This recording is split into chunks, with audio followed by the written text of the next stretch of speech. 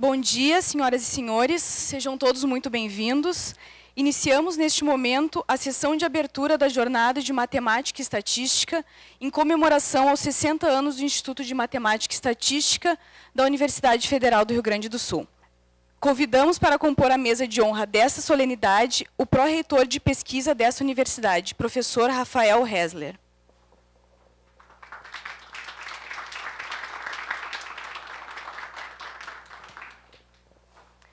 Convidamos também o diretor-geral da Associação Parque Tecnológico de São José dos Campos, professor Marco Antônio Raupp.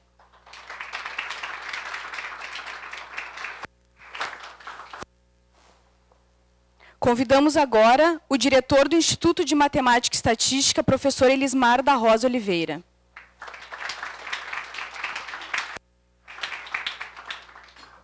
E convidamos a representante da comissão organizadora deste evento, professora Liliane Basso Baricello.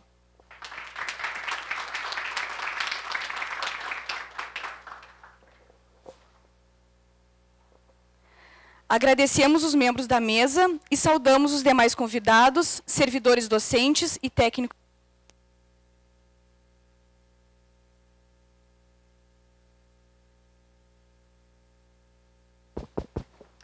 Convidamos, neste momento, a fazer uso da palavra a professora Liliane Basso Baricello, em nome da comissão organizadora deste evento.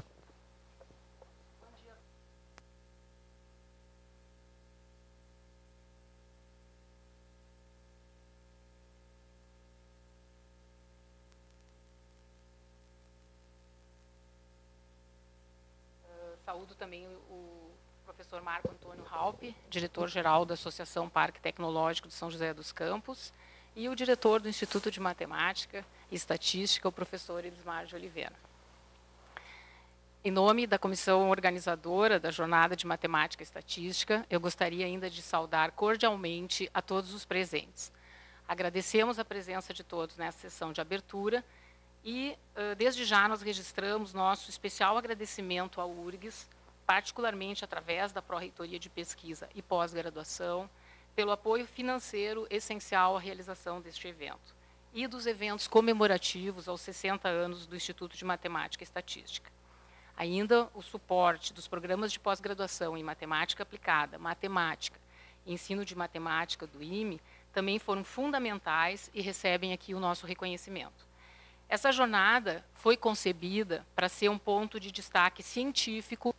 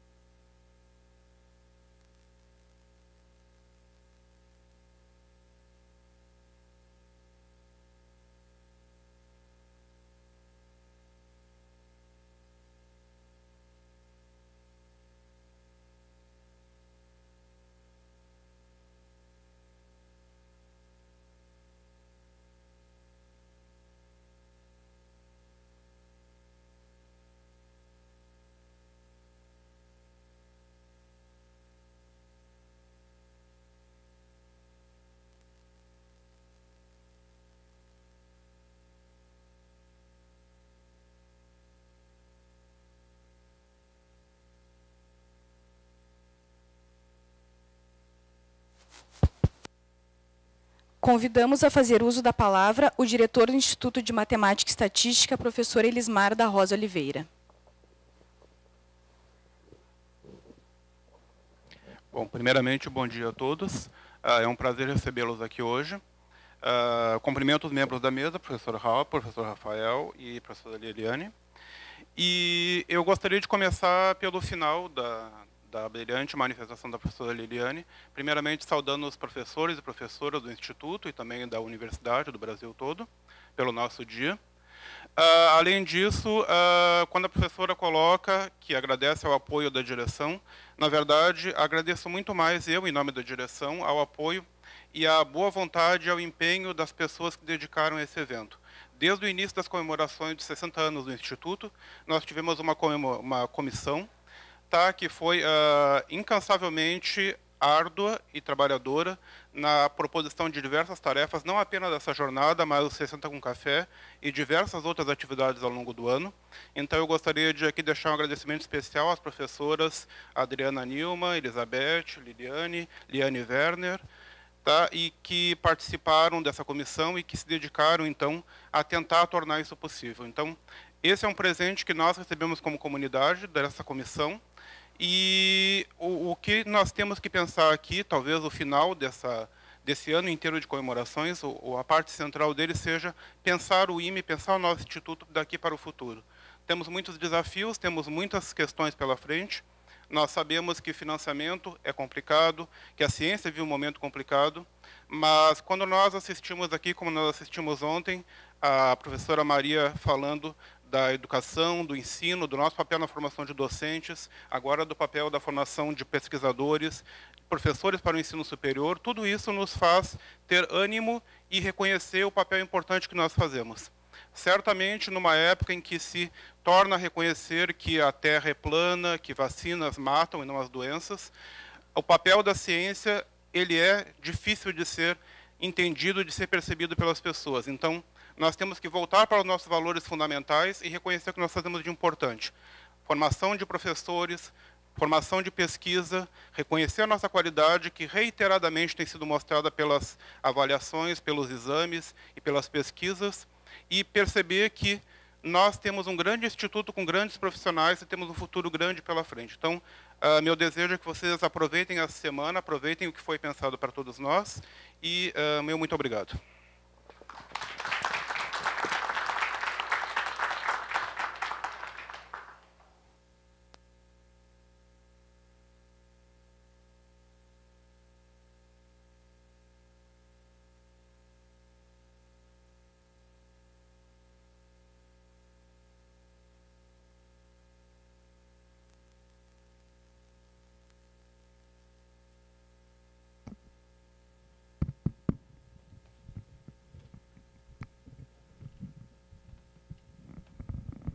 Bom dia a todos e a todas.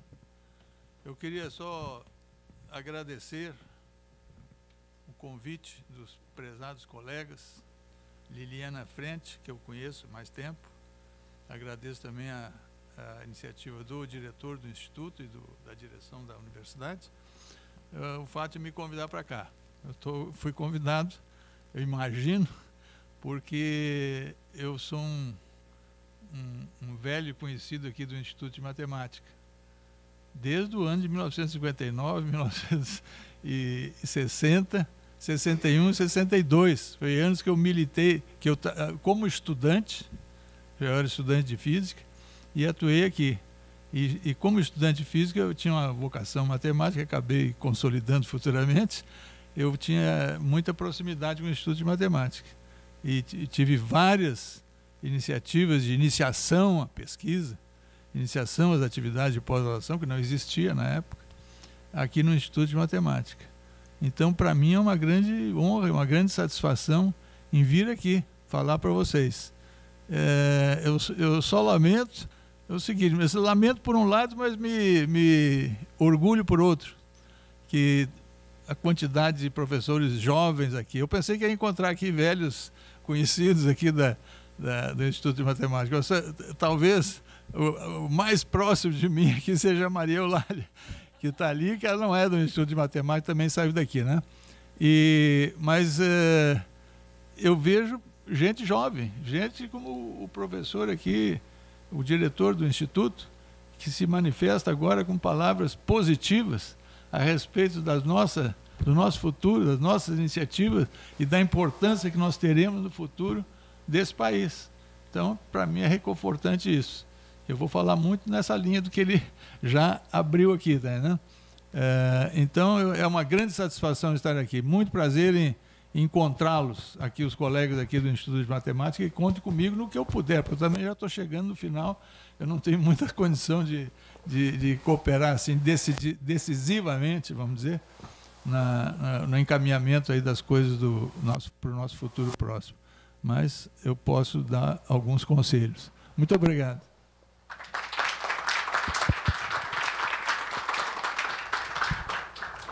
Convidamos a fazer uso da palavra o pró-reitor de pesquisa, professor Rafael Hesler. Bom dia a todas e todos. Eu quero agradecer o convite e saudar todos os participantes, organizadores e o Instituto de Matemática, em nome da pró-reitoria e também em nome do nosso reitor, Rui Oppermann. É sempre muito bom, a gente faz essas aberturas de eventos, essas participações várias vezes por semana, e o fato de fazer várias vezes por semana mostra que a universidade está viva, está ativa.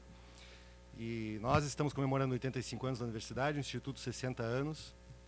Nós estamos celebrando, nós estamos comemorando este ano o tempo todo, em meio ao cenário que nós conhecemos, né, que é o cenário talvez de maior ameaça, mais séria, que já houve ao sistema de ciência, tecnologia e educação superior no Brasil, na história do país, né. Eu quero fazer uma saudação especial ao ex-ministro Halpe. Eu lembro, alguns anos atrás, eu estava participando de muitas comissões de assessoramento no Ministério, ia muito a Brasília, e eu lembro da alegria, porque a gente interagiu com alguns ministros, e eu lembro da alegria quando o professor Halpe foi nomeado ministro, e não foi só por bairrismo, não foram só os gaúchos que comemoraram. Os gaúchos comemoraram um pouquinho mais. Mas, assim, a alegria de ter alguém que realmente tinha uma história de engajamento e de seriedade, de conhecimento na área, sendo nomeado para ministro, numa época que era um momento bastante diferente, que nós todos estávamos um pouco mais animados. Eu também estou feliz por ver esse evento acontecendo em ILEA, que a gente sabe que é uma unidade, um instituto multidisciplinar, que cobre estudos avançados em todas as áreas do conhecimento, mas tem sua origem na sociologia e acaba fazendo mais eventos de ciências humanas. Então é bom ver os matemáticos aqui dentro também, porque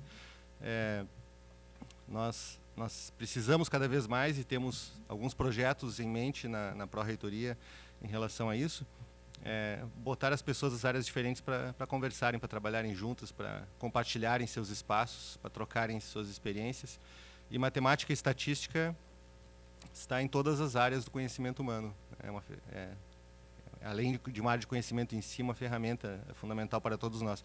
Eu não estou entre os que tiveram facilidade e prazer com matemática, eu tenho que confessar, durante a minha formação.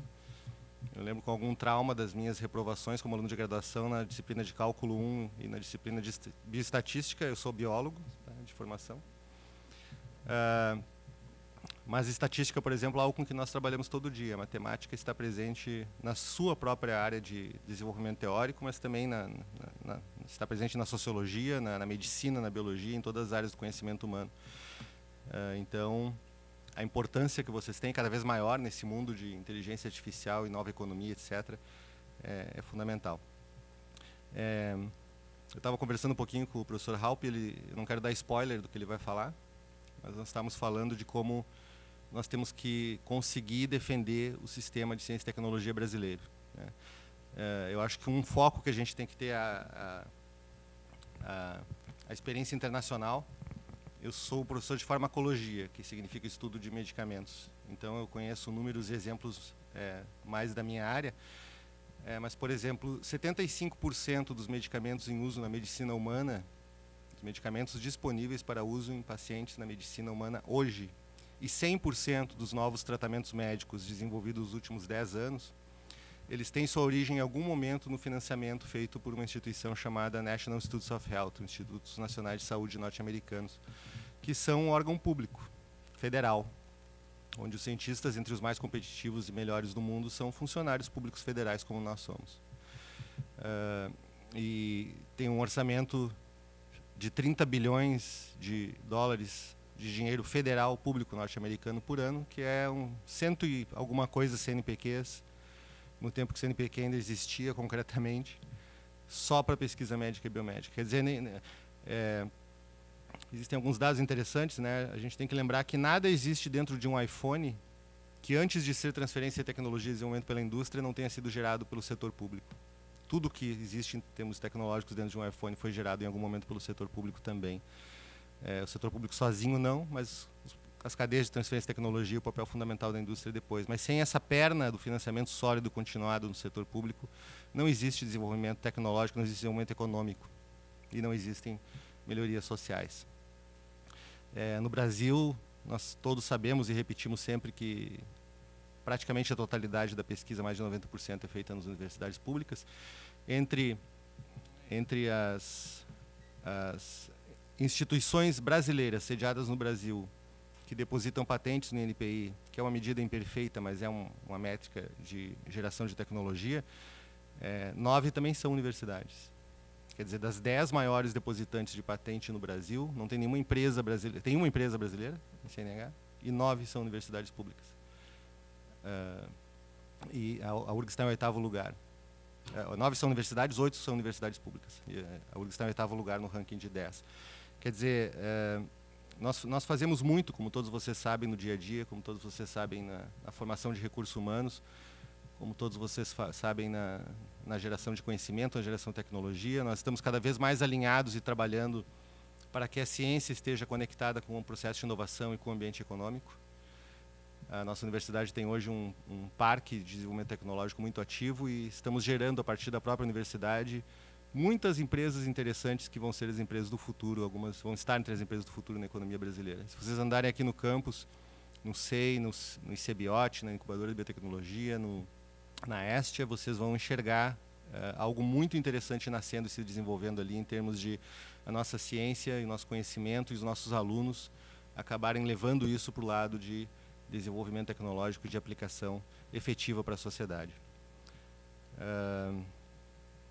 E nós fazemos tudo o que nós fazemos nessa comunidade de quase 50 mil pessoas, e eu digo isso porque eu acho que chega um momento que a gente apanha tanto que talvez até inconscientemente a gente comece a comprar um pouco o discurso do adversário e nos questionar, mas será que a gente é ruim assim mesmo, né? A gente tem os nossos problemas, né? Isso podia ser um pouco melhor, isso também. Mas nós somos uma comunidade de 50 mil pessoas que dá o atendimento e a formação que nós damos, com mais de 90 programas de pós-graduação, com uma percentagem muito alta de programas 6 e 7, com 11 mil alunos de mestrado e doutorado, com assistência estudantil, com RU, com inclusão e diversidade nos nossos corpos de discentes hoje. E nós fazemos isso com 2.000, eu não sei quantos sabem esses números, fazemos isso com 2.800 professores e com 2.400 funcionários. E com um orçamento que é muitos múltiplos menores do que o de qualquer universidade de tamanho comparável em países que investem realmente em educação superior. Nós fazemos isso com muito pouco dinheiro. O governo gosta de falar do nosso 1 bilhão e 700 milhões, que inclui toda a folha de pagamento e os aposentados, que não tem absolutamente nada a ver com o nosso orçamento. Na verdade, menos de 10% disso é o orçamento real da universidade para custeio.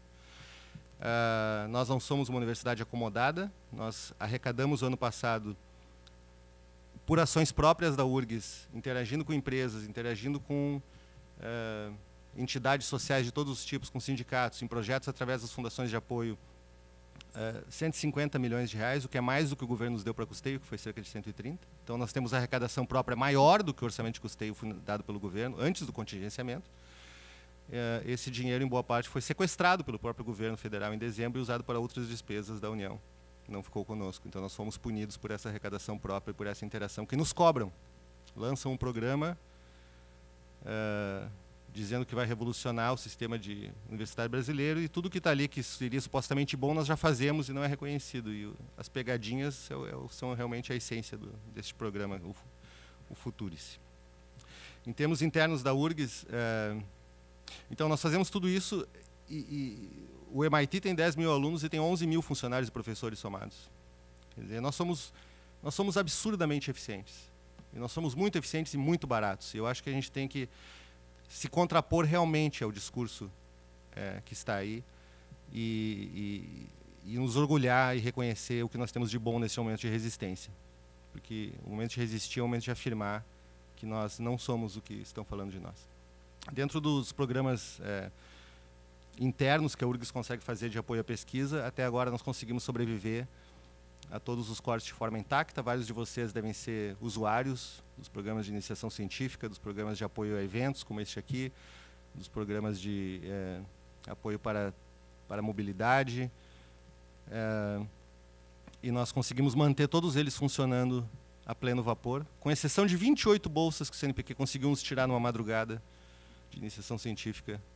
O senhor perdeu uma bolsa de PIBIC, pelo jeito.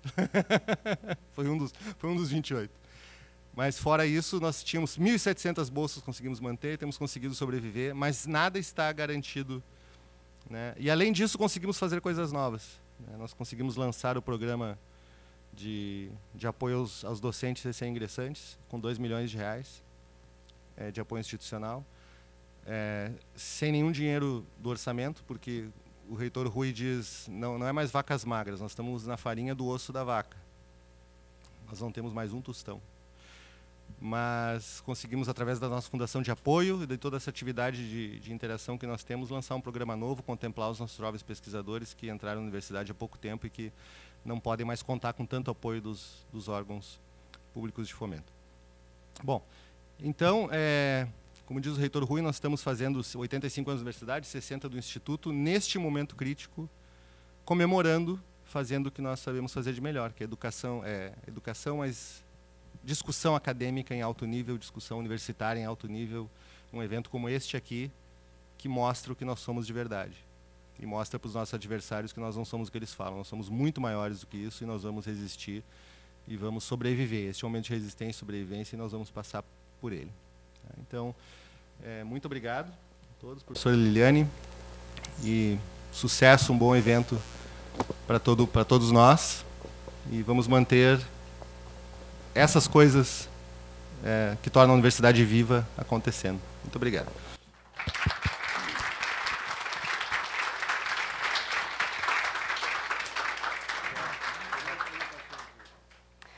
Agradecemos a presença de todos e damos por encerrada esta sessão de abertura. Convidamos os presentes para permanecerem no auditório e prestigiarem a palestra intitulada Ciência, Tecnologia e Inovação, ministrada pelo professor Marco Antônio Halpe.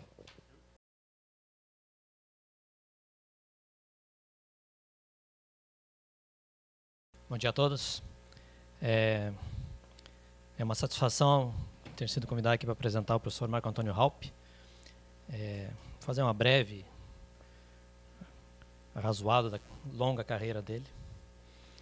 Ele é gaúcho de Cachoeira do Sul, nasceu em 1938, cursou Física no Instituto, aqui na URGS, né? Essa é a alma mater dele. Depois fez doutorado em Matemática na Universidade de Chicago, em 71, foi livre docente pela USP em 94, e a carreira dele se divide em duas vertentes, né? Tanto a acadêmica, ele atua em diversas instituições como a USP, Unicamp, LNCC, né? Mas também na gestão de diversas instituições de ciência e tecnologia, né? Ele foi pesquisador e diretor do INPE, do LNCC, tendo sido diretor também, né? Foi diretor da SBPC e atualmente é seu conselheiro. Presidiu a Agência Espacial Brasileira, foi ministro da Ciência, Tecnologia e Inovação, né? E participou ativamente da implantação do Parque Tecnológico de São José dos Campos, foi seu primeiro diretor, e atualmente também dirige, né, a Associação Parque Tecnológico de São José dos Campos. E ao longo de sua carreira, ele buscou e continua buscando, não parou ainda, né, a estreita colaboração entre instituições de pesquisa e o setor produtivo, que é o assunto que ele vai abordar aqui a seguir na palestra intitulada Ciência, Tecnologia e Inovação. Eu gostaria de, ao lhe passar a palavra, professor Halpe, agradecer novamente em nome de toda a comunidade do nosso instituto a sua presença, que muito nos honra, e lhe passar às mãos um pequeno mimo para o senhor colocar na sua mesa lá uma taça. Muito obrigado. Professor Halp. Não sei se você vai alcançar aqui. Ah, vai alcançar, vai alcançar. Bom, em primeiro lugar, eu peço desculpa por estar sentado aqui falando para vocês. Em condições normais eu estaria dançando aqui no palco, mas não é possível, porque hoje eu sou vamos dizer assim, um deficiente físico. Tive um acidente há 3 anos atrás e tenho problemas na coluna vertebral, então eu não posso ficar muito tempo em pé. Então me desculpe por falar daqui. Mas eu quero reiterar o que eu falei aqui na mesa, que é um grande prazer em estar aqui junto com vocês. Eu tenho só uma decepção, que eu achei que eu ia encontrar aqui velhos companheiros e velhos professores, mas infelizmente não tem nenhum, porque eu estou muito velho mesmo. Então os meus velhos professores eu acho que já desapareceram. Mas eu tenho a satisfação de encontrar aqui, tá entendendo, gente como o nosso diretor, o Rosa, e o pró-reitor de pesquisa aqui, falando uma linguagem aqui de otimismo e de responsabilidade por tocar essa parte que nos toca nesse chamado Sistema Nacional aí de Ciência, de Pesquisa e Desenvolvimento e Ensino Superior. Eu acho que isso é fundamental e tem um grande papel a desempenhar. Tem desempenhado, e nós estamos em encruzilhadas aí que a gente tem que atravessar e seguir em frente. E tem grandes desafios, evidentemente, que o que eu vou falar aqui é exatamente da construção desse sistema. E o ponto que nós chegamos, as deficiências que existem, que também não vamos nos iludir. Nós somos cientistas temos que ser racionalistas em primeiro lugar e analisar a coisa com frieza e encontrarmos caminhos, né? Agradeço. Eu quero dizer, então, que eu vou fazer aqui uma avaliação histórica do que aconteceu com a pesquisa, desenvolvimento e inovação no país, nos últimos 60 anos, a vida do Instituto de Matemática, tá certo? E a minha vida também, porque eu tenho 80 anos, então... Quando o Instituto de Matemática começou, eu também comecei. Eu era um jovem estudante aqui na área de física, que estudei no Júlio de Castilhos, que era uma escola tradicional aqui no Rio Grande do Sul, e que era muito boa. Tinha professores, um grande número de professores do Julinho era professor da universidade. Então eles estimulavam a gente até a seguir carreiras que não eram as tradicionais, como medicina, engenharia. E um professor lá me estimularam a estudar física, porque a física era a ciência do século passado, da metade do século passado, como sucesso aí da energia, o impacto da energia nuclear em todas as utilizações que foram feitas com ela era muito importante. Então eu fui para lá. Mas a minha vocação matemática, nessa época também, anos 60, quando eu me formei, fiz o bacharelado, depois eu tinha mais um ano que fazer na física, de 60 a 62. E em 59, quando foi fundado o Instituto de Matemática, foi criado o Instituto de Matemática e o Instituto de Física, o Instituto de Física tinha mais vitalidade, estava mais na frente.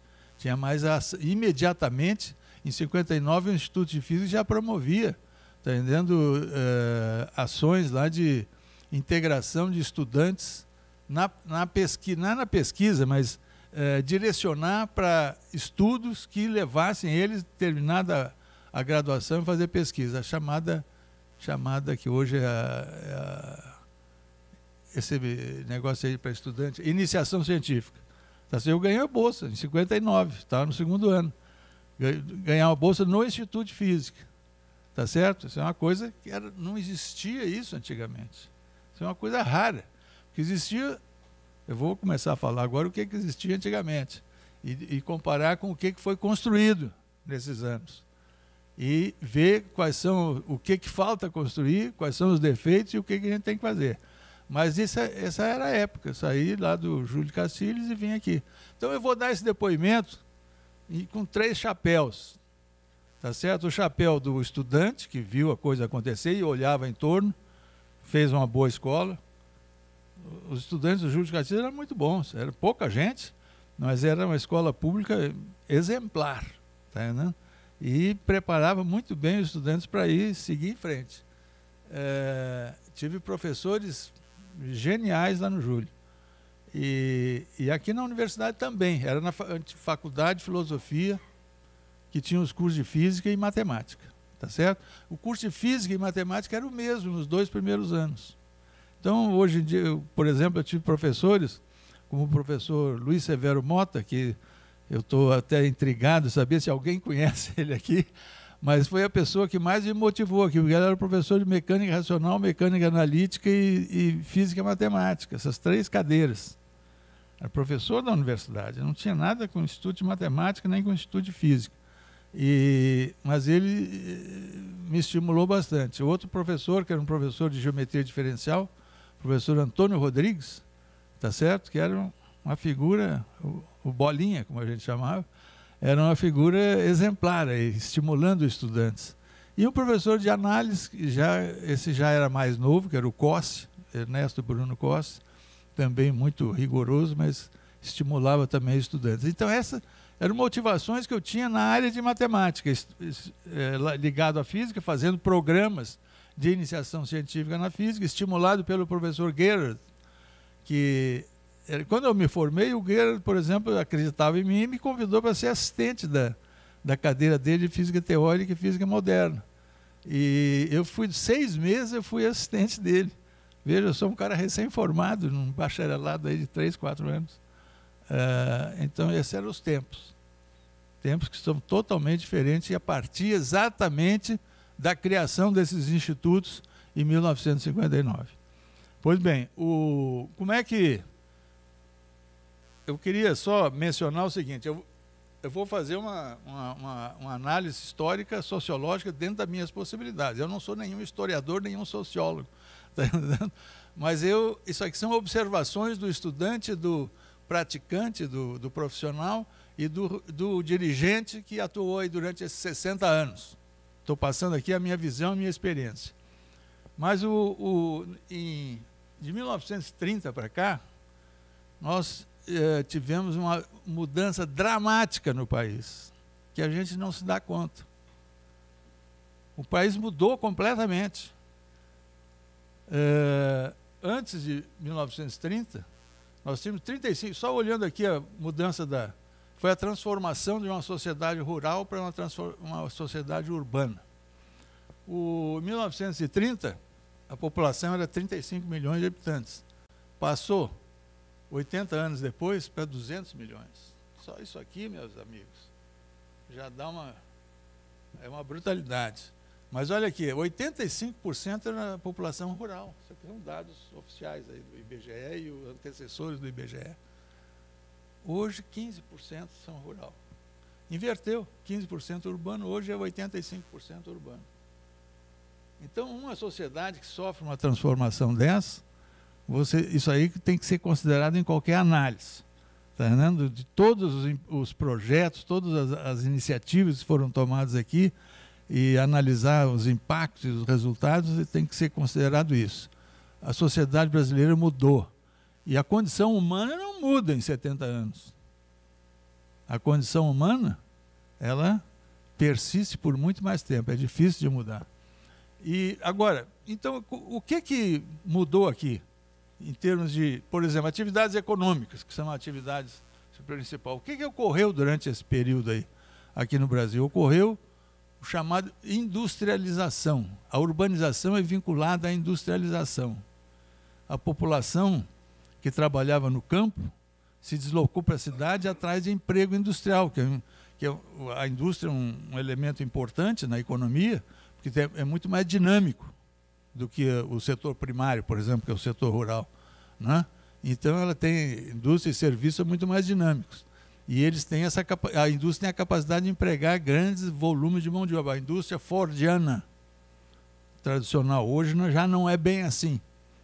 Quer dizer, não é bem assim, não é nada assim, tá certo? Mas era assim nessa época aí que nós vivemos. Nós entramos, a industrialização no Brasil, outra coisa, é uma industrialização tardia.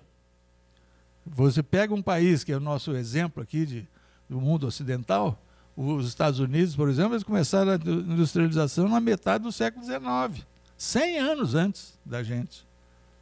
Tá certo? E lá, a industrialização, qual foi a diferença entre o processo de industrialização lá e aqui? Lá, o processo cultural lá é diferente. Lá foi um país dos pilgrims, pessoas que saíram da Europa por atrás de construir uma sociedade para eles, porque eles eram perseguidos religiosamente lá na Europa. E se foram para os Estados Unidos, construir os grandes capitães das indústrias nascentes nos Estados Unidos na metade do século XIX, que foram os estimuladores de criação de universidades.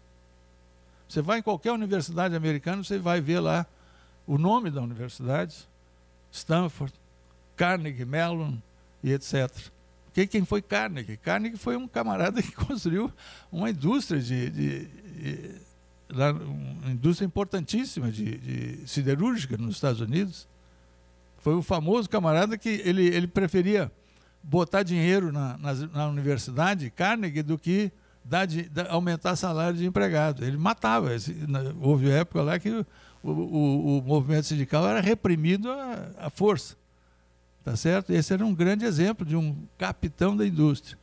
Mas a universidade eles preservaram e estimularam. Então, uma universidade nos Estados Unidos já tem uma diferença aí. Eles começaram já com interesse direto da comunidade industrial que surgia e que se consolidou ao longo do tempo. Qual foi como é que a gente conduziu o processo de industrialização no Brasil? Foi totalmente diferente. Era um país, a industrialização, o desenvolvimento econômico retardado. Antes de 1930, nós éramos uma grande fazenda. Eu vim do meio rural. Meus avós, meus pais eram fazendeiros aqui em Rio Pardo, aqui no Rio Grande do Sul, Cachoeira. Então eu sei bem o que eu estou falando.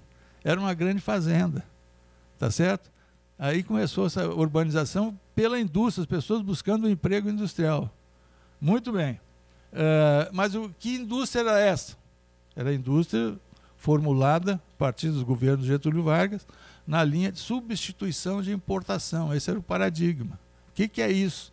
É o seguinte: em vez de a gente comprar geladeira nos Estados Unidos, a GE, em vez de comprar a GE que exportava para o mundo todo, a gente fez um acordo com a GE para botar uma fábrica de geladeira aqui.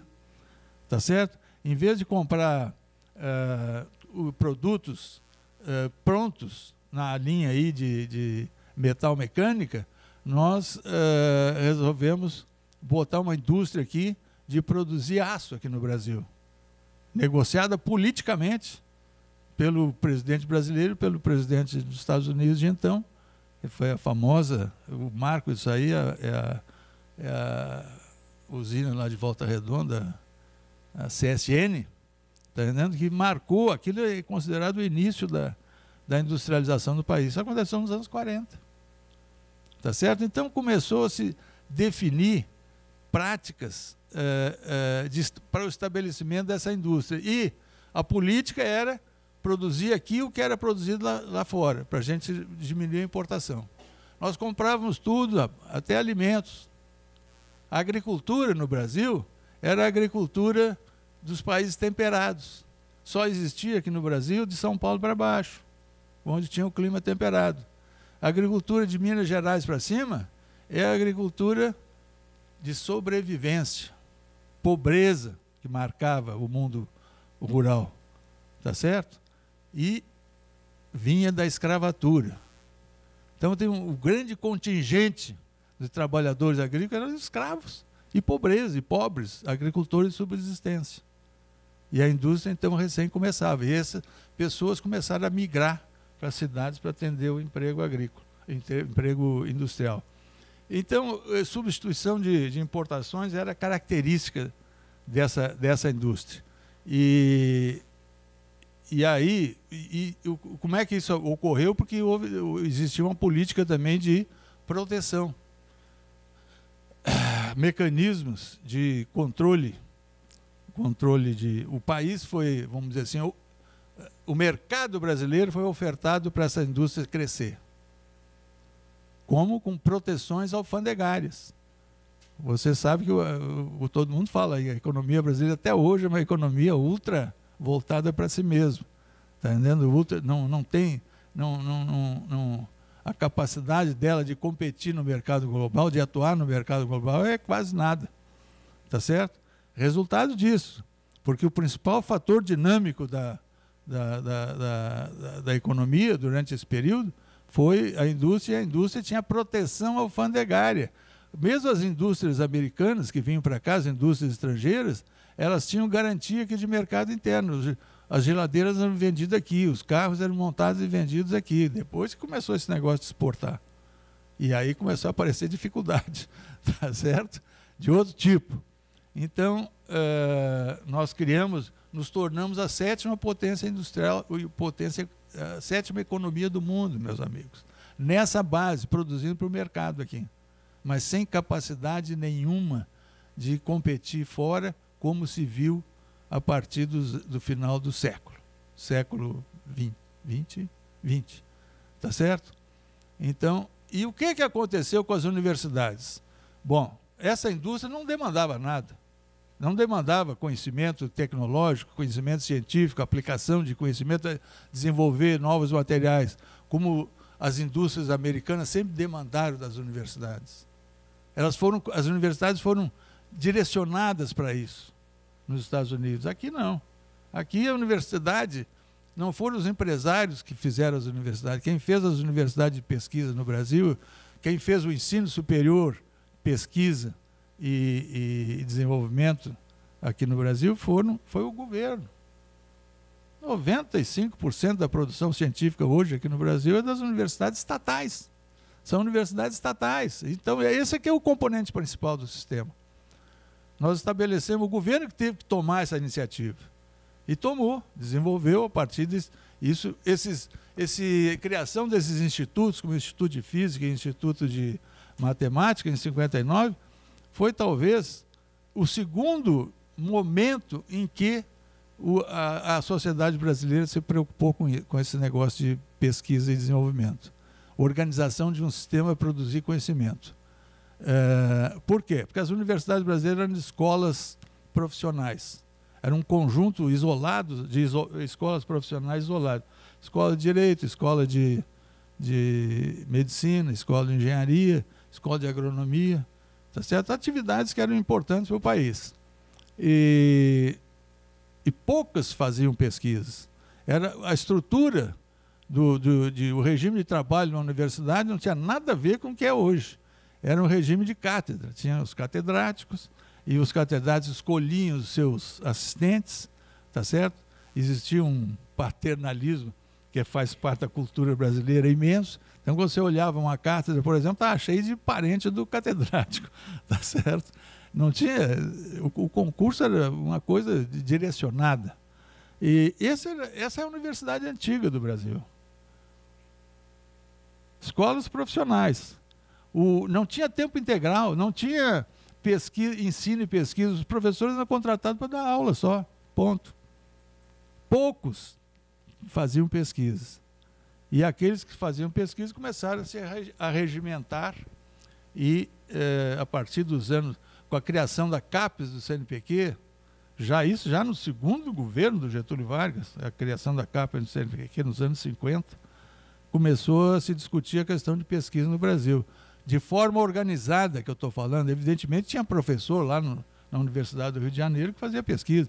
E tinha alguns institutos isolados que, em função das necessidades do país, por exemplo, doenças tropicais, criaram o Instituto Oswaldo Cruz para a questão de vacinas, o Instituto Agronômico de Campinas, que é para cuidar da cultura do café, o Instituto IPT, de Pesquisa Tecnológica, para cuidar do desenvolvimento inicial de São Paulo, que é anterior à Revolução de 30. Então, são institutos isolados que havia, muito pouca gente, mas não tinha essa história da atividade de pesquisa como uma atividade conjuntamente com o ensino, com a pós-graduação. Não tinha pós-graduação. O sujeito estudava o que queria e ia por conta própria. Eu comecei assim. Esses cursos que eu estou fazendo aqui eram cursos que não tinham visão de pós-graduação. E a minha visão aqui no Instituto, que era estimulado por professores do Instituto de Matemática, o Instituto de Física queria fazer uma pós-graduação. E eu acho que fez, em 63, se não me engano, estabeleceu-se uma pós-graduação aqui, porque tinha um ambiente de pesquisa mais avançado lá. Mas os professores do Instituto de Matemática, como o Luiz Severo Mota, por exemplo, diziam o seguinte, que eu tinha que pular fora daqui e fazer pós-graduação nos Estados Unidos, lá em 1962. E aí eu fui fazer pós-graduação na Universidade de Brasília. Tá certo que foi a primeira pós-graduação organizada que teve no país, criada em 1962. A primeira não, a segunda.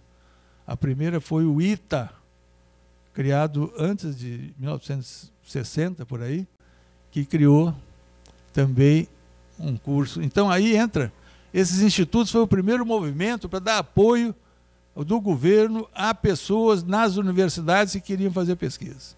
Então começaram a ter bolsa, inclusive, para estudantes que trabalhavam junto com esse personalidade. O Guerra aqui dava bolsa a uma porção de gente que queria desenvolver carreira científica. Tá certo? Eu, além de ir eu ganhava bolsa no Guerra, mas eu fazia, como eu tinha interesse em matemática, eu fazia seminários aqui no Instituto de Matemática. O professor Mota, por exemplo, fazia um seminário sobre um livro do Bernard Friedman, que era um cara da NYU, e sobre análise funcional, mas bem aplicada a equações diferenciais, que era o que estimulava a gente. O Cosse fazia curso sobre análise matemática, convidava, e o Rodrigues na área de geometria. Então era assim que as coisas eram, as vocações eram canalizadas, mas muito sem organização nenhuma, né? Começava a se falar em pós-graduação por causa da criação do CNPq e CAPES. A CAPES era um negócio para promover qualificação dos professores do MEC, que até hoje o nome é esse, né? E o CNPq para estimular a pesquisa. Então, assim que foram surgindo as coisas, e só nos anos no final dos 50, dos anos 60, é que começou a se pensar em universidades. E teve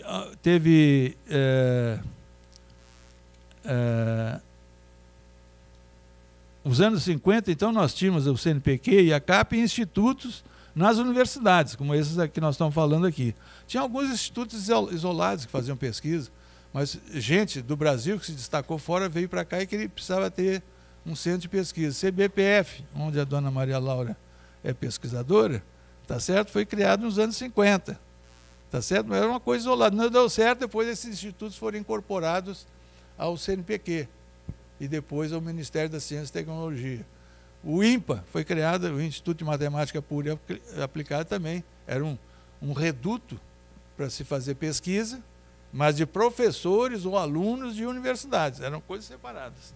O cara queria fazer pesquisa, arranjava uma bolsa do CNPq e ia lá estudar lá no INPA ou no CBPF. Mas nos anos 70 aparecem os novos paradigmas. Eu cito 3 deles aqui. Paradigmas de universidade, como reorganizar as universidades. Começava a se discutir isso. Um é o ITA, que é a iniciativa do brigadeiro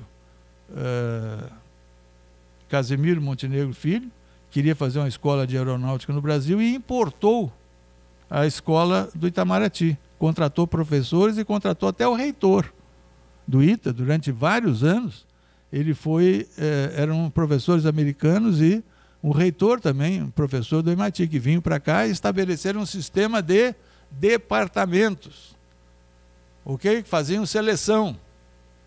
Era uma oportunidade para quem queria fazer pós-graduação. Quando eu falava em pós-graduação aqui com o Guerra, aqui no Instituto de Física, ele me dizia, bom, eu te arranjo uma bolsa para você fazer pós-graduação no ITA. Quando eu falava com o Mota, ele me dizia assim, eu te arranjo uma bolsa para fazer pós-graduação na Universidade de Brasília, onde ele tinha 2 amigos dele, né? Que era um o Geraldo Ávila e o outro o de Jairo Figueiredo, e você faz mestrado lá depois nos Estados Unidos. Esse era o ambiente da época. E tem outro importante núcleo que surgiu também em 1963, já na Escola de Química, a coisa Escola de Química, Escola Nacional de Química, é o Alberto Luiz Coimbra, na COP, que começou atividades em 1963. Então, nessa faixa aí, nos inícios dos anos 60, começou a aparecer um novo modelo universitário, que é o modelo dos Estados Unidos, todo mundo conhece, não tem novidade nenhuma.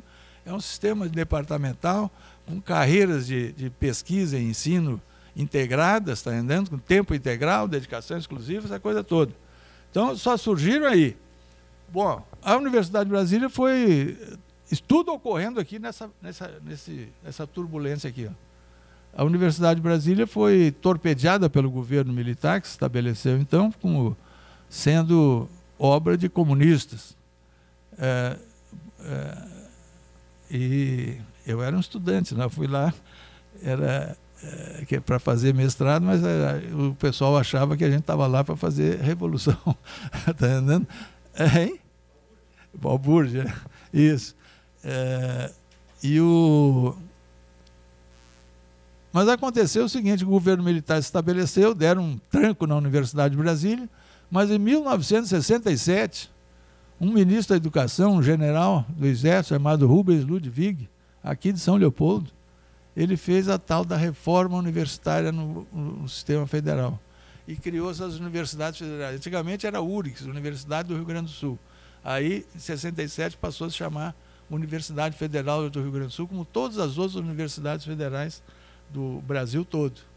E criou o sistema de universidades federais. É por isso que eu estou dizendo, eles criaram a universidade pública estatal. Tudo isso que existe hoje foi criado naquela época. E reproduzia a Universidade de Brasília, reproduzia o ITA. Então, essa coisa se consolidou.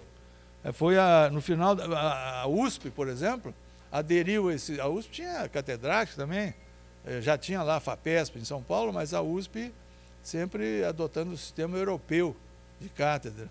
E só em 69 que eles criaram departamentos e institutos, depois das universidades federais. E aí generalizou esse modelo atual que nós temos hoje. Então o modelo universitário brasileiro foi criado nessa época. E aí o que eu quero dizer é o seguinte, esse modelo estabeleceu a pós-graduação também. Criou o FNDCT, no final dos anos 60, para financiar essas atividades de pesquisa e desenvolvimento. E os anos 70? Os anos 70 foram anos de planejamento. O governo militar se instalava plenamente e o governo militar acreditava e se repousava muito em planejamento. Existia um grande planejador da República, que era o Reis Veloso, que a gente tem que entender que teve uma contribuição importante. E o braço direito do Reis Veloso no BNDES chamado José Pelúcio Ferreira.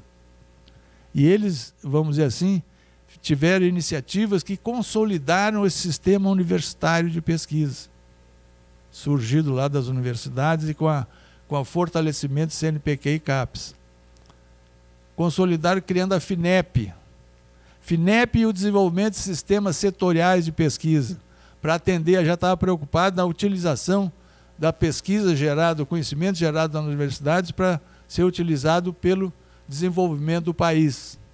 Porque nós estamos vivendo uma fase de desenvolvimento industrial. Os anos 50 e 90, ali o desenvolvimento industrial foi muito grande. E aí o sistema de produção precisava de ter um INPI, precisava de ter um Inmetro. Isso tudo foi criado nessa época, nesses anos 70. Esses são instrumentos de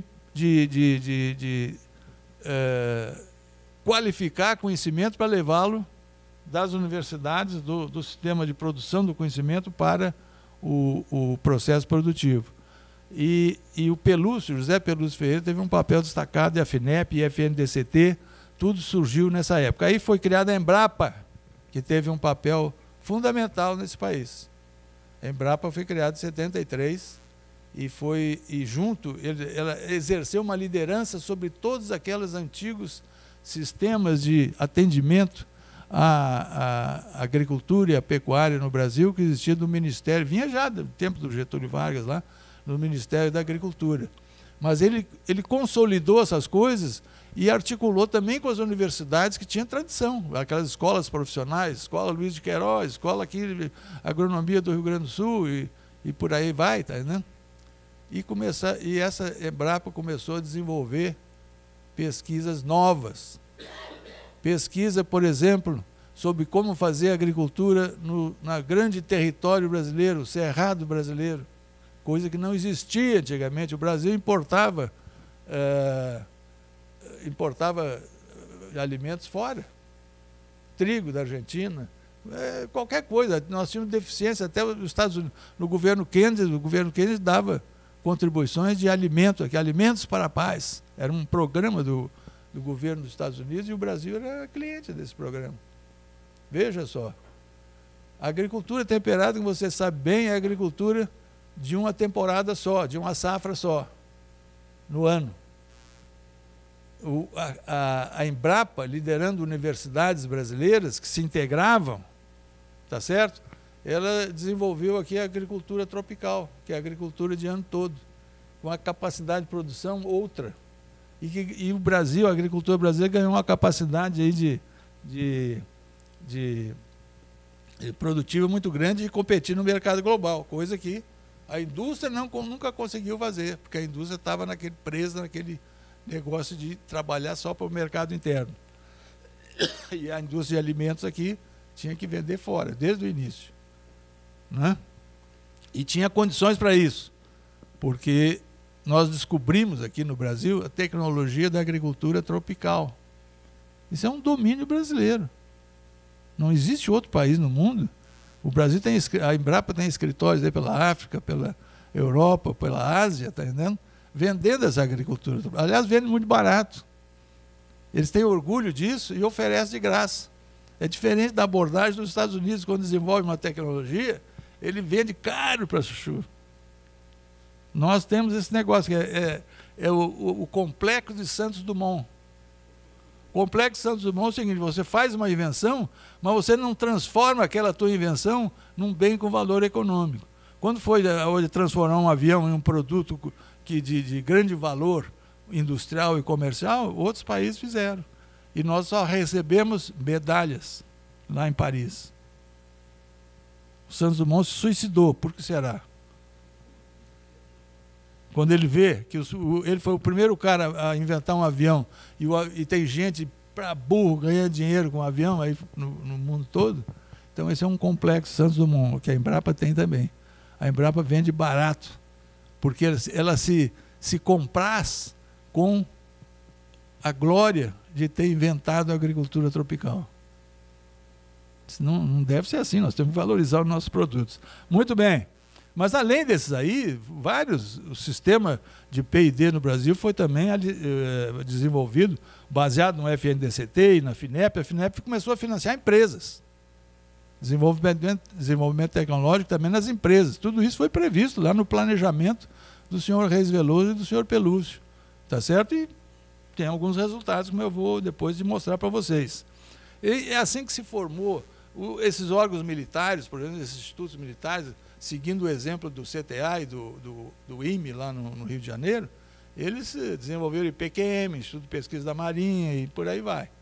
Alguns com bom senso, como, por exemplo, a Marinha teve o bom senso de fazer um curso de formação de técnicos dentro das universidades, como é o caso da formação de engenheiros navais dentro da USP.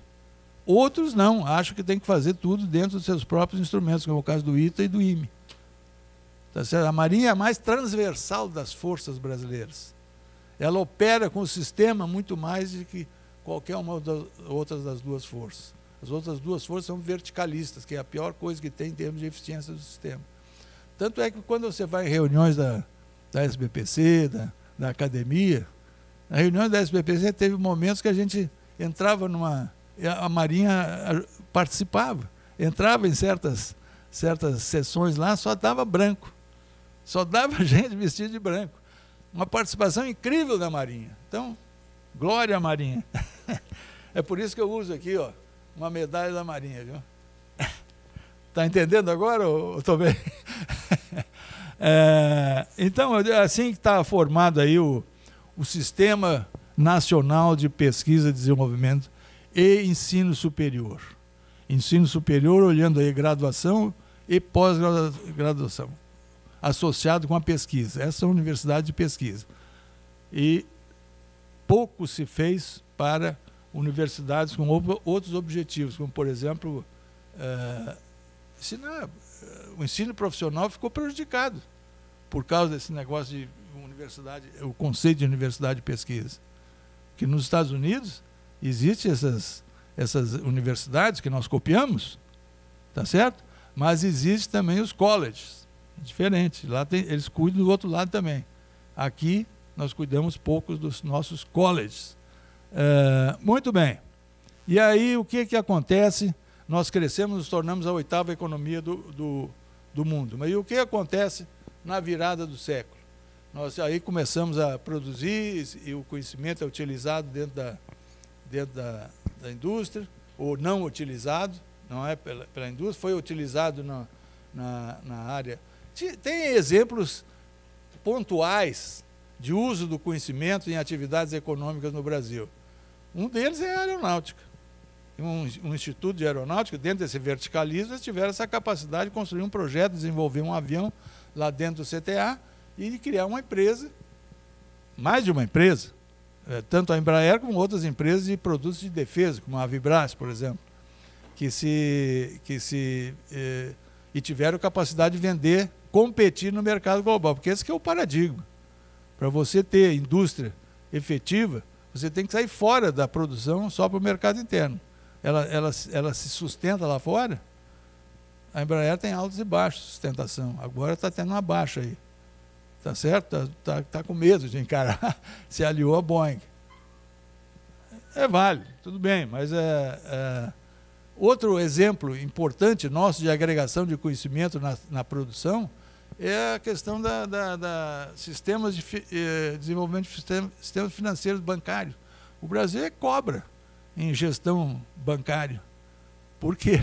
Porque na época de inflação aqui, eles tiveram a capacidade de trazer a informática para dentro incorporar na gestão bancária.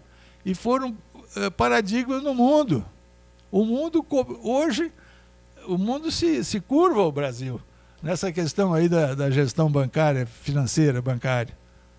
Então, é um exemplo de sucesso. E foi feito pelo setor privado, não foi pelo governo, não. Tá certo? Então, nós temos algumas capacidades. Outra coisa é negócio de busca de petróleo em águas profundas. Várias escolas de engenharia nossa aí, como exemplo número 1, a COP, tá certo? Ela ajudou a Petrobras a ganhar competência na exploração de águas profundas. Águas profundas além da profundidade do Mar do Norte, onde já se sabia explorar. Mas a profundidade nossa aqui, é muito maior. Tá certo? Então, isso aí também teve uma influência importante aqui no Brasil, de transferência de conhecimento para o setor produtivo. Então, assim como o agronegócio. Então, nós temos vários exemplos pontuais de que é possível fazer essa transferência. Apesar da universidade foi feita olhando para o seu próprio umbigo, porque não tinha demanda maior, mas algumas empresas estatais, por razões estratégicas, elas desenvolveram essa capacidade de fazer alguma coisa pela pesquisa setorial, como no caso do petróleo, no caso do CEPEL, lá na energia elétrica, no caso do CPQD, em Campinas, na telecomunicações, e o agronegócio, a Embrapa no agronegócio, são empresas estatais, assim como as universidades. Mas o sistema, então, de ciência e tecnologia no Brasil foi criado aí durante esse século, tá certo? Aí e se revelou quais são as características dele? É estatal, ofertista, porque ele desenvolve o conhecimento independente do que é demandado, tá certo? E com e sendo estatal e as empresas sendo privadas, tem uma grande dificuldade de interação entre o sistema e o outro. São dois mundos separados. Hoje, no final na virada do século, quando a gente abriu a economia, verificamos que as nossas empresas não tinham capacidade, industriais não têm capacidade de disputar lá fora. E que estavam completamente apartadas da produção de conhecimento. E quem tem capacidade de produzir lá fora, que é a agricultura, é a pecuária, esses não estão tão apartados assim do conhecimento. Então isso põe uma minhoca na nossa cabeça. Que esse sistema aí, apesar de todas as dificuldades que vocês me falam aqui, tá entendendo? Mas ele contribuiu. Em alguns setores contribuiu bastante, outros menos. E o que está faltando talvez seja uma generalização dessas atividades. Então, vamos olhar dados agora. Chega de blá, blá, blá, e vamos ver aqui o seguinte. A economia mundial hoje não é mais a 7ª, caiu, é a 8ª. Nós produzimos 2%, segundo o World Bank, 2% da economia mundial é produzida, o PIB mundial é produzido aqui no Brasil. Esse sistema de PDI que eu falei aí, ele produz, é o 13º no mundo e produz entre 2,5% e 3% da pesquisa acadêmica no mundo. Tá certo? Então, você pode dizer, pô, o bichinho ali está sorrindo, mais ou menos, né? Porque a pesquisa, esse sistema está produzindo uma pesquisa que é mais ou menos do tamanho da economia brasileira. Então, ninguém pode reclamar. Você pode querer melhorar a qualidade, produzir mais, ser diferente, mas o que o país... Hoje em dia, o Brasil nunca passou de 1,5% de investimento do PIB nesse sistema, sendo que hoje está beirando 1%. O máximo que a gente conseguiu foi 1,5%. Tivemos nós, a SBPC, a academia, etc., a pretensão de levar para 2% isso aí. Defendemos isso até debaixo d'água, nunca conseguimos ultrapassar 1,5%, nem chegar no 1,5%, sempre abaixo disso. Nós estamos competindo, então, com países que têm muito mais condições de promover qualidade, ser competitivos na pesquisa, dos resultados da pesquisa, que investe 2%, 3%, 4%. E estamos competindo com países que começaram pior do que nós, como a Coreia, por exemplo, a nível educacional, de educação superior também. Então, não está tão ruim. Mas, se você olhar aqui na Global Innovation Index, de 2019, nós estamos na 66ª posição. Quer dizer o seguinte, essa produção aqui está engavetada. Ela não pula daqui para lá. Qual é a razão? É que os universos são estanques. Eu dei aqui exemplos de sucesso, mas precisa muito mais que isso. Precisa disseminação dessa atitude. Tá certo? Hoje, há uma preocupação de desenvolvimento do sistema na linha que o nosso reitor aqui falou muito bem, na linha de criar esses ambientes de inovação. Eu participo de um. Eu me dedico, nos últimos 15 anos da minha vida, a cuidar disso. Está entrando para aqui, cria-se ambientes neutros, que não é nem ambiente universitário, nem ambiente industrial, mas que onde seja possível uma cooperação entre agentes do setor produtivo e agentes do setor de geração de conhecimento. Eu vou depois dar o exemplo ali do Parque Tecnológico São José dos Campos, que não é o único, mas que mostra bem como é que a gente opera essas coisas. A gente opera através da presença de gente que produz, que representa a academia e gente que representa as empresas, e tanto pequenas quanto grandes empresas. Tá certo? Então, num ambiente neutro, isso aí ocorre. É muito difícil a empresa se meter na universidade, porque são objetivos distintos, e atitudes e procedimentos distintos. Assim como é muito difícil o pesquisador se meter lá dentro do ambiente empresarial. Uma empresa grande não faz inovação. A empresa grande tem que construir sistemas. Fazia. Nos Estados Unidos criaram lá, empresas grandes tendo grandes departamentos de pesquisa. Acabou esse troço, porque é ineficiente. Hoje em dia é tão rápido, a evolução é tão grande na competição global, e a inovação é tão importante nesse processo de competição, que a coisa precisa andar muito mais rápido. Então, o que eles fazem é contratar startups. Quando a startup tem resultados, então ele incorpora o conhecimento da empresa. Tá certo? Esse é grande. Então, esses centros onde se tem essa ebulição são verdadeiras, vamos dizer assim, são universidades de empresas, de startups. Em vez de formar alunos, você forma startups. Mas a participação do mundo acadêmico lá é importantíssima. Eu vou mostrar depois. Pois bem, mas e aí? Outra coisa que preocupa aqui no Brasil, ó, esse dado aqui, ó. Isso aqui é a produtividade, é um gráfico de produtividade do trabalho, em termos de percentual em relação aos Estados Unidos. Quer dizer, a produtividade do trabalho, evidentemente, não é só a educação do trabalhador. Não é todo o ambiente de trabalho, mas a educação é um ponto importante aqui. Se tem dificuldade aqui, porque tem dificuldade na educação, revela isso também, tá certo? E aqui, ó, nos anos 80, nós já partimos aqui de quase 50% dos Estados Unidos, da produtividade dos Estados Unidos, mais ou menos a termos grosseiros. E um trabalhador aqui, precisa de 2 trabalhadores aqui para trabalhar, dois trabalhadores para trabalhar o que um Estados Unidos rende, tá certo? Mas olha aqui, está caindo. A China, que estava perto do zero lá em 1980, com a grande revolução lá do Deng Xiaoping, passou o Brasil, cara. E tem consciência que no denominador desse índice está a população. Então, para você ter menos produtividade com a China e a Índia chegando perto, pelo amor de Deus, é uma situação calamitosa. E eu não tenho dúvida nenhuma que é aquele processo de levar o trabalhador rural para a indústria, só serve mesmo para a indústria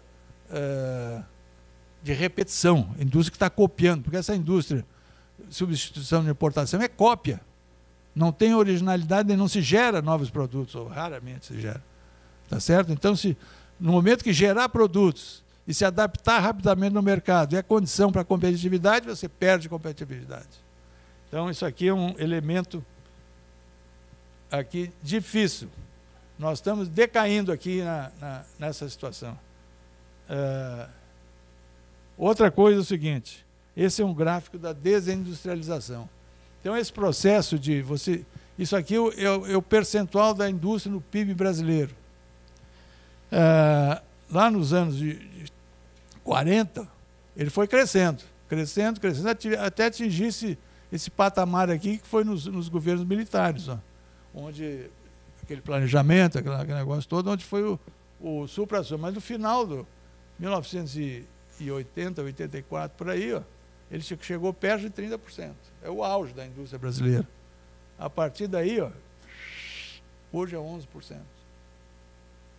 Caiu 1/3, ou mais. É 1/3. Tá certo? Então, isso aí é dramático. Por quê? Porque isso coincide exatamente com o período de abertura do país, onde não tem mais mercado garantido, então você tem que ter agilidade no mercado. A inovação é um elemento de agilidade. Incorporação de conhecimento é outro elemento de agilidade. Incorporação tecnológica é outro elemento de agilidade, para você responder às demandas do mercado. Tá certo? E nós estamos revelando nada nisso aí. Então, isso é uma deficiência do sistema. Do país, mas evidentemente que é deficiência do sistema. Desculpe. Então, aí nós estamos agora com um problema na virada do século aí. O que nós temos, como é que o sistema está respondendo? O sistema respondeu em parte. O sistema de ciência e tecnologia, o sistema de pesquisa e desenvolvimento, mas ele tem ainda grandes desafios pela frente. Nós estamos aí com um problema de recursos humanos, em geral. Esse sistema tem que se qualificar, e qualifica-se em termos de cada vez tendo um papel maior de destaque para a ciência brasileira. Não que tiver um prêmio Nobel, está na hora de ter, porque ele vai ser um indicador de qualificação do sistema de ciência e tecnologia, do sistema de produção de conhecimento. É um desafio para o país. Eu diria o seguinte, que hoje nós temos 3 grandes desafios na sociedade brasileira. São desafios para a sociedade brasileira, não é só para a comunidade de ciência e tecnologia, mas nós temos um papel ali. Por exemplo, um é o grande déficit educacional. Essa massa de escravos que foi jogados para o emprego industrial, ex-escravos, porque essa população que é excluída do ponto de vista de renda, do ponto de vista de educação, tá certo? E que esses gráficos que eu mostrei aqui são reveladores. Isso é uma grande dívida social e educacional. A elite brasileira precisa se conscientizar que para o país, para liderar um país que tem algum valor no mundo, eles têm que pagar essa dívida. E parece que, nos tempos atuais, estão mostrando que a gente não quer pagar. Tá certo? Tem que pagar. Porque esse pessoal tem que se recuperar, tem que ser introduzidos dentro da economia, dentro do conhecimento. Porque a economia, cada vez mais, é a economia do conhecimento. Esse é que é o ponto desse negócio de inovação. Então, se a gente quiser ter um papel econômico, não basta só criar aqui uma indústria que vai produzir a lá Ford. Nós precisamos produzir a lá, a lá indústria 4.0. Que significa isso? Agora, a indústria 4.0 modifica também as condições de trabalho. Não é essa mão de obra que vai servir para a indústria 4.0. Nós temos que preparar essa mão de obra também. Mão de obra em todas as linhas. Preparar as tecnologias também. Então, tem grandes desafios. Supressão do déficit educacional, em primeiro lugar, é pagar a dívida educacional. É dar educação básica para todo mundo. A inovação ocorre no chão de fábrica também. Essa inovação incremental. Os operários têm que ter consciência do processo que eles estão participando. E na indústria 4.0, que é a indústria que vai qualificar o Brasil para disputar o mercado global, ele precisa... a indústria 4.0, todo mundo está entrando nela. Alguns mais na frente, outros mais atrás. O Brasil, na questão do sistema primário, na produção primária, ela teve uma grande vantagem de estar no trópico e conseguiu inventar o nosso conhecimento da agricultura tropical. A indústria 4.0, todo mundo participa, isso aí serve para... A indústria, a engenharia atrás requer engenharia, requer que você invente os seus produtos. Os produtos não estão ali, você não está retirando os recursos naturais só e transformando eles. Você está inventando, criatividade requer. Então, requer um sistema educacional potente, tanto no nível básico, para incluir o operariado, tá entendendo, como num nível de engenharia, para desenvolver sistemas que sejam adequados. Então, a universidade aí tem um papel importante. Você sabe que na universidade brasileira, aqui no Brasil, tem 1.200 escolas de direito, e que no mundo, o mundo eu estou somando é o seguinte, Estados Unidos, Europa e China. Tem menos do que isso. O Brasil sozinho tem mais escolas de direito do que o mundo. É o campeão. É claro que somente 20% desses formados aí que passam no exame da ordem, da OAB. Só dentro desses 20% é que a gente tira essa montanha de advogados que a gente tem funcionando aqui, no regime burocrático nosso. Tá certo? Então, tem várias questões estruturais de organização do sistema aí importantes a ser resolvidas. E STEM, Science, Technology, Engineering and Mathematics. Pouquíssima coisa. Lá no Porto Digital em Recife tem 1.000 vagas abertas para quem quiser, para empregos de TI. Desde engenheiro engenheiro de computação até programador. Ninguém sabe programar mais, meus amigos. Os matemáticos podem ensinar a programar, porque programar é modelagem.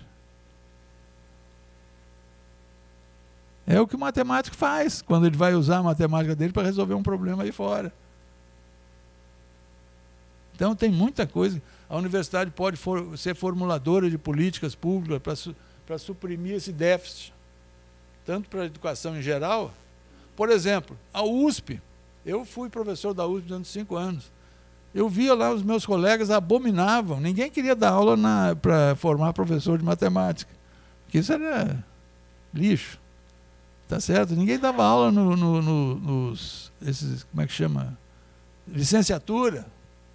Não dá, tem que botar professor bom a estimular a gente a ensinar matemática. Não tem professor de matemática no Brasil. Agora, os professores de quem está dando aula de matemática no Brasil são as pedagogas. Convenhamos. Pedagogo é muito bom, sabe pedagogia, mas e o conteúdo? Onde é que... Para mim, eu sou da velha guarda, eu acho que conteúdo é o número 1. Pedagogia é importante, mas sem conteúdo é difícil. É difícil você falar sobre coisa que você não está dominando. Ainda mais ensinar. Então, tanto ao nível de políticas públicas, existem grandes movimentos no Brasil aí a favor da educação fora da área desse sistema, como são esses movimentos comunitários, tipo Todos pela Educação, altamente elogiáveis. Nós temos que nos incorporar à universidade pública e à universidade privada, lá da sua PUC, tem que se incorporar nessas coisas. São visões diferentes, mas tudo é válido. O Brasil é um país multirracial, multicultural, enfim, tudo. Então, tudo tem espaço para muita coisa. Outro problema aí é o seguinte, um grande desafio que as universidades, que o sistema tem que responder, não é só a universidade, as universidades, os institutos de pesquisa e todo esse sistema aí tem que responder, participar dessa luta aí pela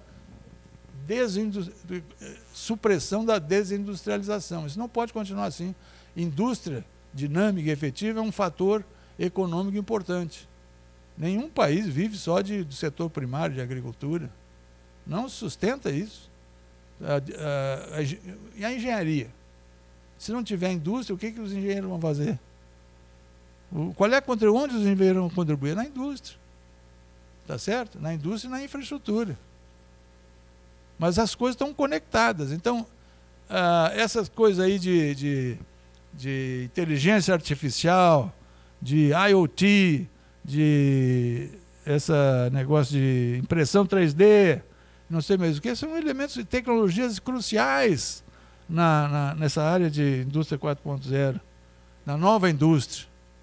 Tá certo? E sua área, meu cara, são tecnologias matemáticas, baseadas são a computação, mas a computação é uma tecnologia matemática. Está dizendo? Você ali, a questão ali de organização dos elementos que você tem à disposição, organização lógica, tá entendendo? E algorítmica, isso é matemática. Então tem coisa aí para fazer que não acaba mais. O sistema tem que cumprir isso aí.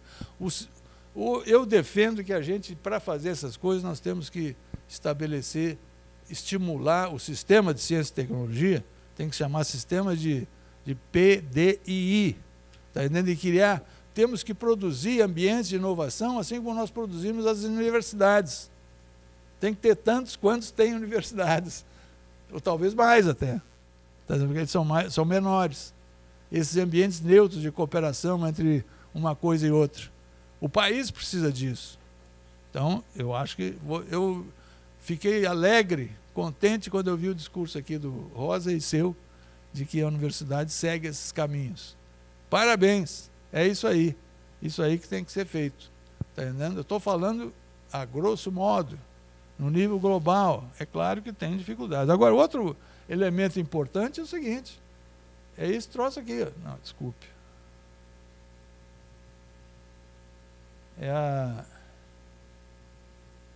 Não dá mais para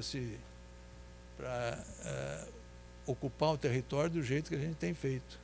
E nós temos aí uma grande lição, que é a ocupação do cerrado, que é a agricultura tropical. Pelo amor de Deus, nós mostramos, está entendendo, que com o conhecimento a gente pode aproveitar os recursos naturais, o solo. O solo do cerrado não era aproveitado, era lixo.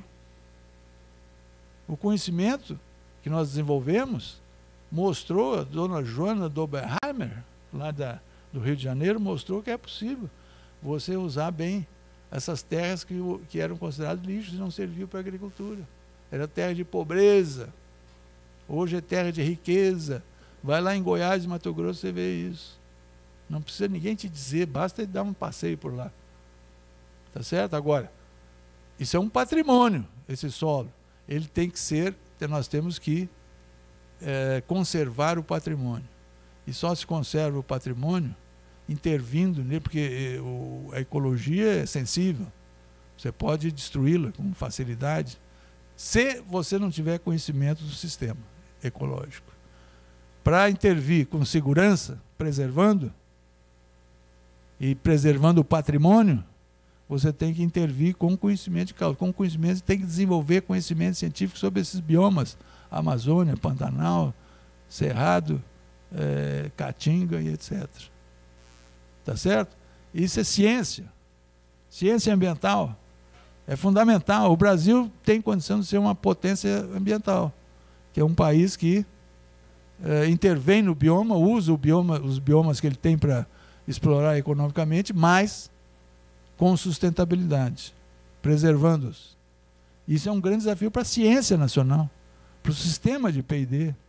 Então, não acabou ainda, viu, doutor? Tem muita coisa a fazer, talvez tenha mais do que foi feito. Mas nós não podemos jogar no lixo o que foi feito. E hoje em dia nós estamos vivendo aí nós temos desenvolvido esse sistema, agora existe hoje uma proposta de parte dos governantes de que a gente deva desconstruir, para construir o quê? É claro que tem muita coisa aqui que tem que ser modificada. Não é? Eu não uso desconstruir, mas altera para atingir em função dos novos objetivos. Deve ser adaptado, mas desconstruir não dá. Porque se não tiver o que botar no lugar, é melhor deixar como está. Tá entendendo? Então, isso é uma coisa muito importante que eu acho que a gente tem que ter na política de ciência, tecnologia e inovação, nós temos que prestar atenção nisso. Eu estou defendendo que a SBPC e a academia defendam a criação desses ambientes de inovação aí em profusão, para difundir essa questão. Exemplo disso é onde eu estou envolvido já há 15 anos. Eu aderi a essa religião de mostrar que é possível fazer alguma coisa. Então, eu sou diretor-geral, fui um dos fundadores e sou diretor-geral do Parque Tecnológico de São José dos Campos, que não é o único, hein? Eu estou falando dele porque é onde eu estou, mas existem outros. O Parque Tecnológico lá de Pernambuco, o Porto Digital, é um sucesso, mas ligado às tecnologias de TI, né? Mas esse aqui é mais aberto, é ligado às tecnologias de aeronáutica, defesa e espaço. Tá certo? É um lugar onde foi feito bons investimentos, nos 12 anos de atividades tem 2,7 bilhões investidos e 600 milhões somente com financiamento público. 2,1 bi é financiamento privado das empresas que se instalaram lá. Lá tem 330 empresas. No Porto Digital de Recife tem 328 empresas, do mesmo tamanho. Lá no Rio de Janeiro tem muita empresa também, ali na cópia, lá do Maurício Guedes, lá o Parque Tecnológico da UFRJ. Tá certo? Inclui diversos setores, mas nós promovemos clusters de fornecedores nas áreas de interesse da região. Tem 77 startups lá dentro, sendo preparadas. Isso eu digo, uma escola de startups.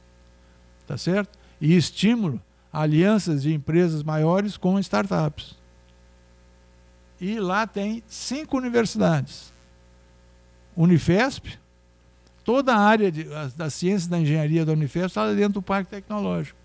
É aquilo lá. Ó. Isso aqui é a Unifesp. Tá? Tem 2.500 estudantes lá. Todos ciência da engenharia. A FATEC, que é a fundação...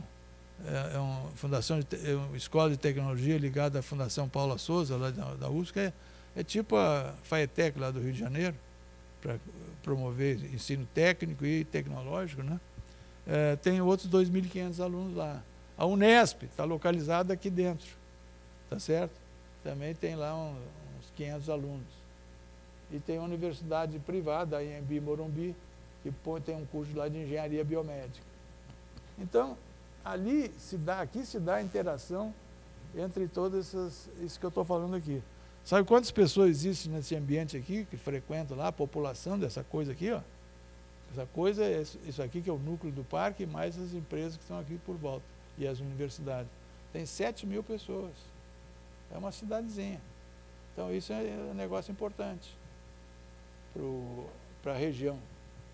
E eu acho que isso aí, ele divulga a importância do conhecimento para a utilização no desenvolvimento do país.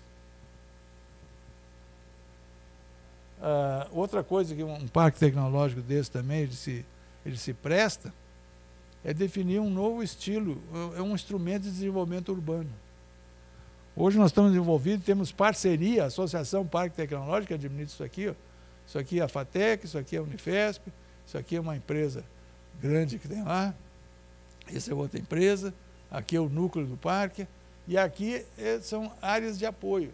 É um projeto imobiliário onde vão ter áreas residenciais, áreas para empresas e áreas para serviços, comércio, para apoiar a vida lá no parque.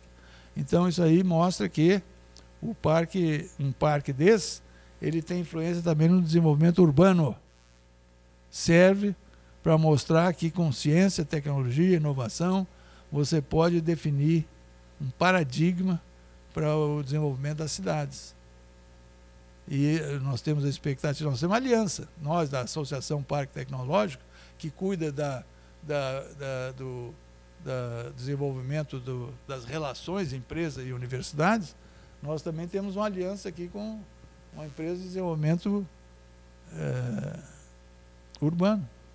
Tá certo? A gente ganha dinheiro, se a gente vender terreno aqui, a gente ganha. Ok? Para sustentar a sustentabilidade da associação, porque a associação é uma instituição sem fins lucrativos, que tem que ter receitas. Nós temos um convênio, um contrato de gestão com a Prefeitura de São José dos Campos, porque a gente tem que, essa aqui é uma área que pertence à Prefeitura, então nós administramos o imóvel deles. Então a gente tem que receber. Mas a gente tem que também prestar serviços e para ter receitas próprias. Hoje nós temos uma atuação importante lá no Rio de Janeiro, em Maricá. Nós estamos assessorando a Prefeitura de Maricá a fazer um parque tecnológico lá não é Cone Leste, dos municípios do leste fluminense.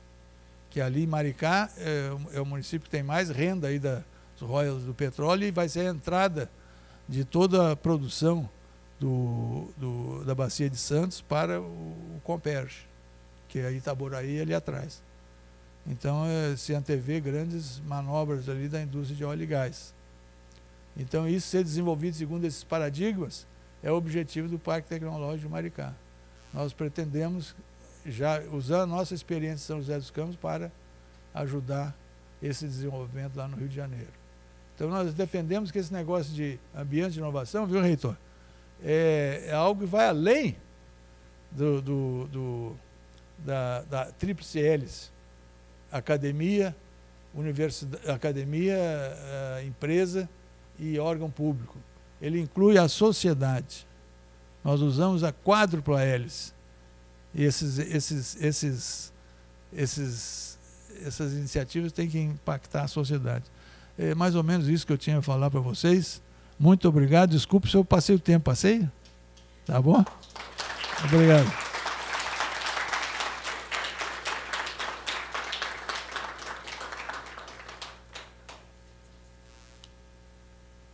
Eu estou disponível aqui para perguntas. O Carlos Tomei já me fez várias ondas aí, e ele é meio anárquico. Hein? Aqui eu procurei ser o menos anárquico possível. Procurei dar linhas gerais assim de o que a gente deve fazer, na minha opinião.